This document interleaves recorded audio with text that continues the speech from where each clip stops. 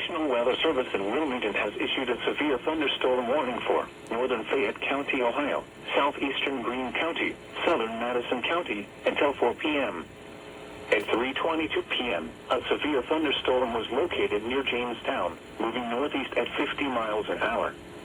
Hazard, 60 miles an hour wind gusts and quarter-size hail. Source, radar indicated. Impact, minor hail damage to vehicles is possible. Expect wind damage to trees and power lines.